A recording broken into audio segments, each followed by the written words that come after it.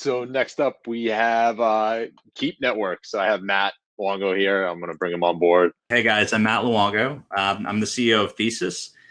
We do a whole bunch of things in the space. We're a cryptocurrency production studio. So if you're familiar with Fold or Keep, which this session is about, that's us.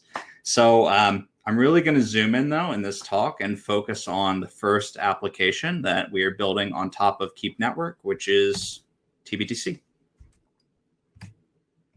So I guess I should say what T-BTC is first. T-BTC is a Bitcoin bridge to Ethereum. And the idea is that we want to turn Ethereum into a sidechain and make it possible for you to move your Bitcoin on and off without any trusted intermediaries, without an exchange, and really without any relaxation of trust or security other than what is strictly necessary. So, what would you do with Bitcoin on Ethereum? And there's been a theme already, especially after going after Stanley from Aave, and that's DeFi, right? So if you're talking about Ethereum today, you're probably thinking about DeFi. It's become the DeFi chain. So this is the size of the DeFi market, plus or minus like a few $100 million. So I think we hit 1 billion the other day, and then I think the markets took a tank. I haven't checked CoinMarketCap yet today. But the DeFi market has been growing. Obviously, it expands and shrinks with the rest of the crypto market like anything else. But it's been robust, and it's kind of the new narrative on Ethereum. But DeFi today is primarily about over-collateralized positions. And that means that DeFi lives and dies based on collateral. And all of the collateral today that's easily available to DeFi is Ether. And that's a fairly small market cap relative to the size of DeFi. Of course, we have another option that's nearby and that is much larger and much more liquid, and that's Bitcoin. Again, plus or minus a few $1 billion on this market cap here. So, there are a couple ways to look at this. One, I think, is how can we bring DeFi to Bitcoin? Now, if I'm talking to my Bitcoiner friends, this will make them furious. We are DeFi. We don't need DeFi. They'll sort of scoff. So maybe we can reframe this a little bit less paternalistically. How can we bring Bitcoin users into DeFi? So projects have tried before, and there's been some success. We've seen pickup in WBTC. We've seen really just more interest in cross-chain infrastructure and people realizing that we need to take advantage of Bitcoin's liquidity one way or another. But there's some issues with those projects that we've seen so far. For example, with WBTC, it's been great for DeFi's growth, but ultimately there's a Bitcoin bank right in the middle. So this token acts as script, and it loses its seizure resistance and censorship resistance properties, which is kind of the devil's choice you have to make if you want to use Bitcoin on Ethereum today. So let's go through a couple people's approaches, and then we can talk a bit more about T-BTC. First, federations. So for anyone who's familiar with Liquid, you'll be familiar with federations. They're great. They give you price exposure. They give you a super simple implementation. Let's see, we've got 300 or so people watching this talk, which means there's probably at least 30 of you who could whip one of these up in Solidity pretty quickly, which is great. I mean, that's cool. But it's not seizure resistant. Collateral can be walked. And yeah, reputation is based on counterparties. So it's sort of counter to the whole idea. Because we want to chase our yield in DeFi, we've had to give up some really important foundational ideas. And that's okay. It's been a fine crutch so far, but we can do better. So what might be better? Well, synthetics. I used to talk about Maker on this slide, but synthetics has actually squatted on the name, the synthetics project. So we'll just talk about SBTC. So SBTC is an Ether-backed Bitcoin synthetic. And it's great because you get censorship resistance. You don't need a third party to actually redeem for you. And you kind of inherit a lot of the security properties of Ether. And then, of course, there's a catch, which is you're stacking all of these different collateral types atop one another. So anytime you're building a synthetic between two fairly volatile assets, you've got issues. But the biggest one for me is this isn't just about Bitcoin price exposure. Frankly, I'm in Bitcoin long, and I don't care what the price is now. I care what it's going to be in 10 years. So what I want is to be able to physically settle in Bitcoin.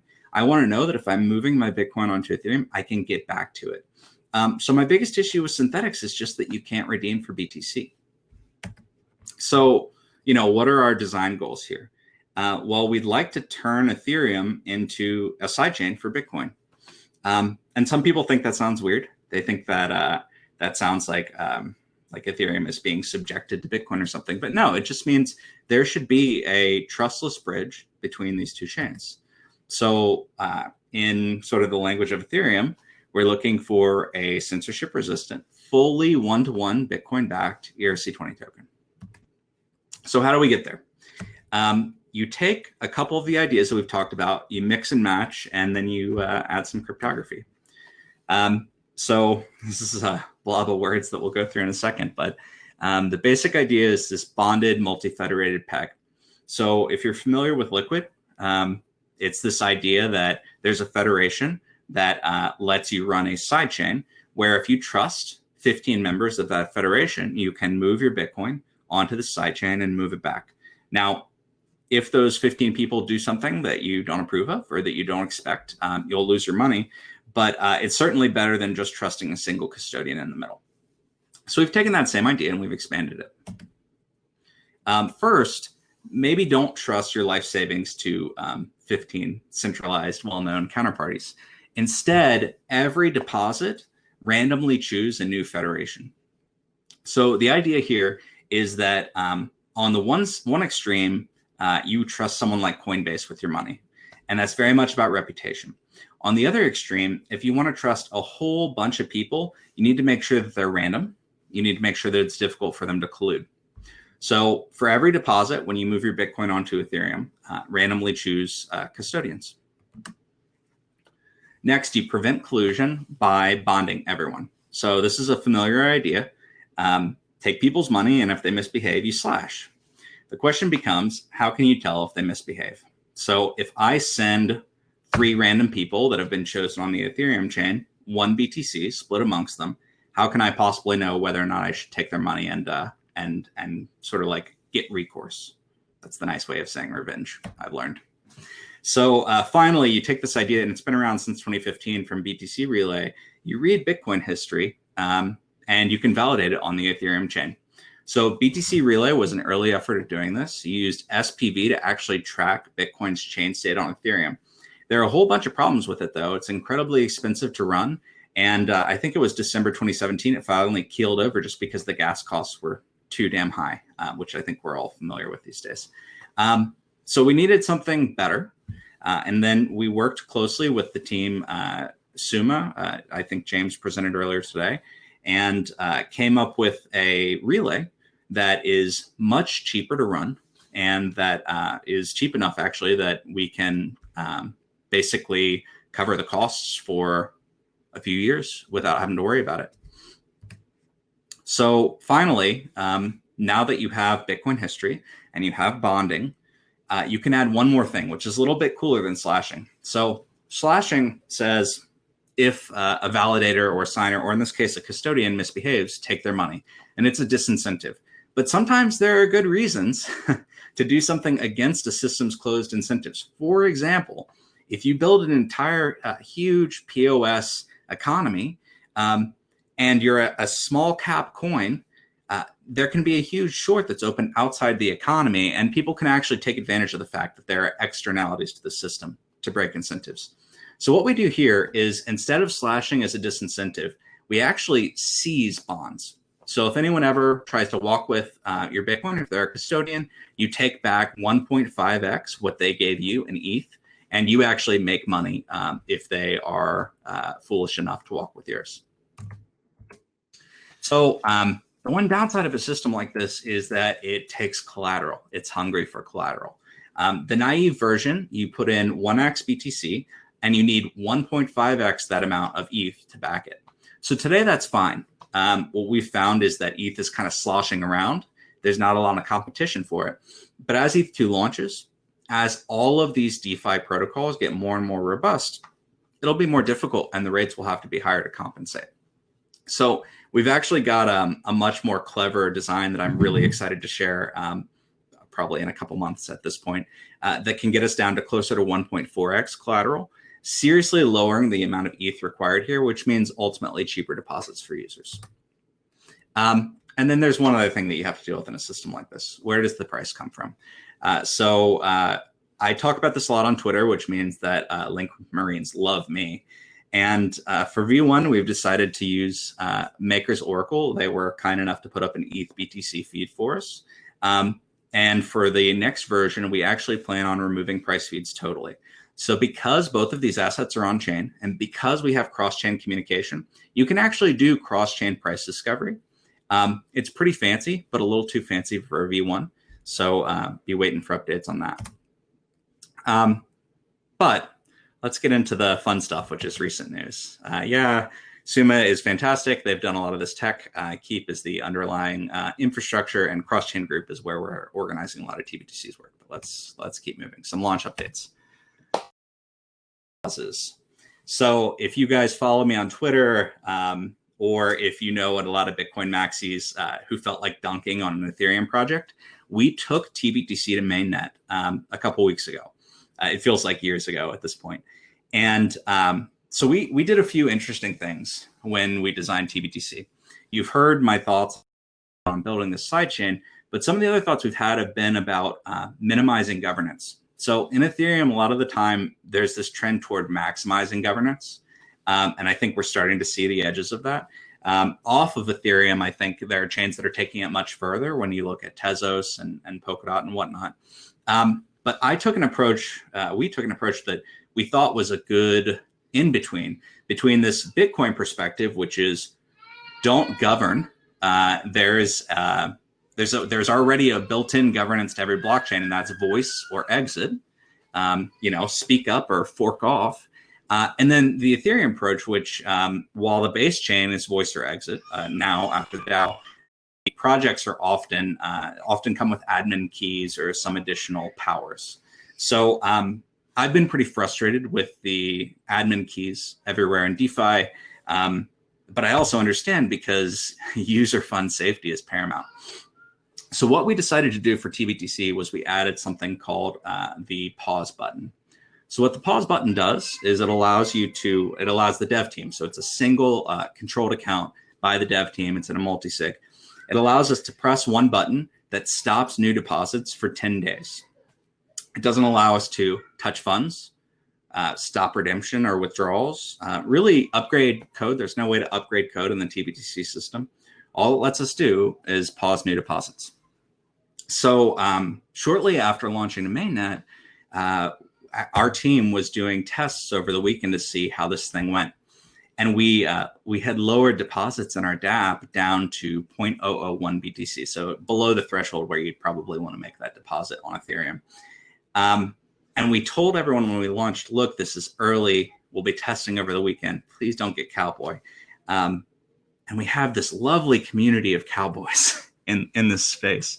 So, of course, very quickly, they decided to pull the dApp locally, fork out our restriction on deposit sizes. And before I knew it, we had 11 T-BTC that had been minted and was growing quickly, which is fantastic. Like, I love to see that people are excited about the tech, obviously, but it's also dangerous. So Sunday, I think it was like maybe midnight 30, we were helping one of our early signers, and they were having an issue. And when we really dug into it, we saw that there was a Bitcoin-focused bug.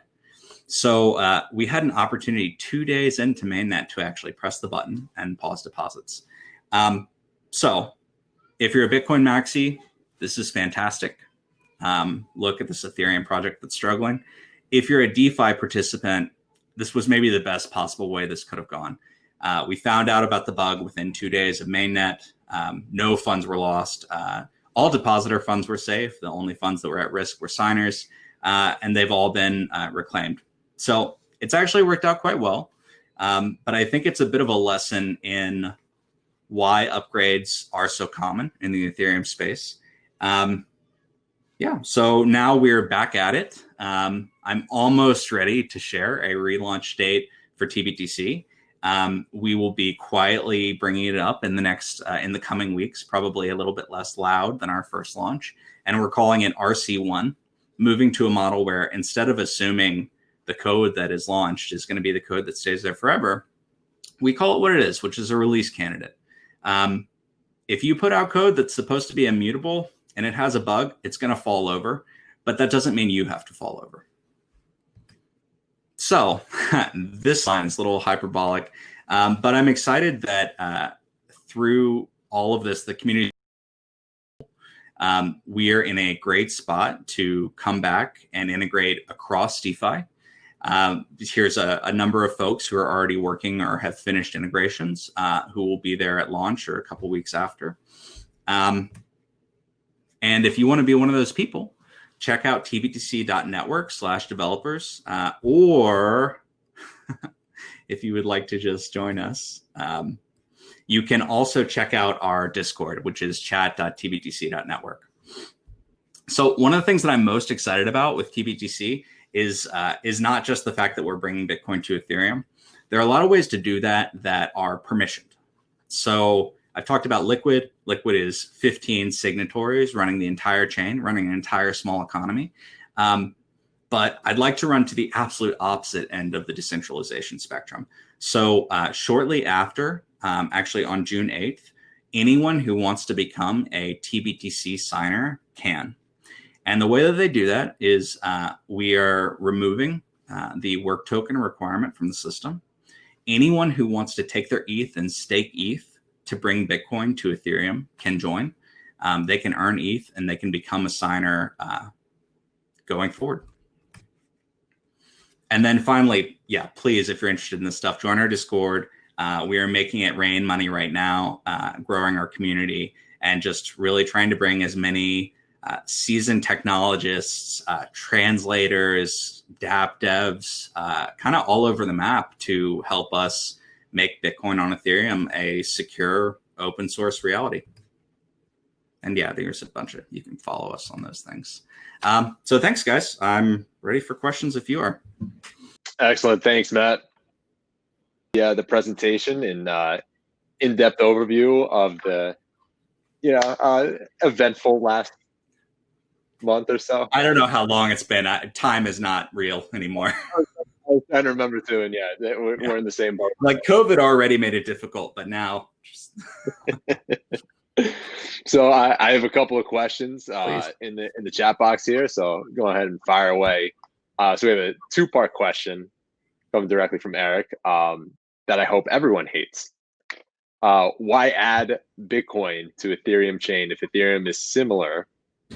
And can't Bitcoin tech replace TBTC? You went right for it, huh? Just wanted to poke right in there. So what I love about questions like this is that every partisan hears what they want to hear. And it doesn't matter what I'm going to say right now. If you are long ETH, so not if you're an Ethereum bin, but if you are long ETH, what you're going to say is, wow, Ethereum is subsuming Bitcoin. And if you're long BTC, you're going to say, look, everywhere. And why doesn't Ethereum have its own hard money asset? So it doesn't matter what I'm going to say. You probably already have an opinion on this, but I'll weigh in. So the way that I look at this is that we have a couple narratives going on in the crypto space. And one of them is money crypto. So money crypto is what's left in Bitcoin. It's what happened after Bitcoin Cash exited, after Ethereum, after kind of these other places that pulled people away from BTC primarily. What was left was this hard money narrative. And I'm going to be honest, I'm a huge fan of that hard money narrative. I think that ultimately I'm in this space about, the reason I'm in this space is about empowering individuals and about taking back our liberties. And the way that you do that, sometimes voting works, but the way that I think you often do that is by enforcing it. And if we can do that with math rather than force, so much the better, because peaceful revolutions are the best kind. So for me, the money narrative of Bitcoin, which is, opt out of your local government's sort of control of monetary policy, opt out of this economy. That really speaks to me. So I think that narrative survives Ethereum. I think having that asset on Ethereum, it's kind of almost irrelevant to the story of Ethereum today, because it's like a very particular fiscally conservative thing. And when economies print more money, when economies collapse, when Venezuela does something crazy, this all feeds the Bitcoin narrative.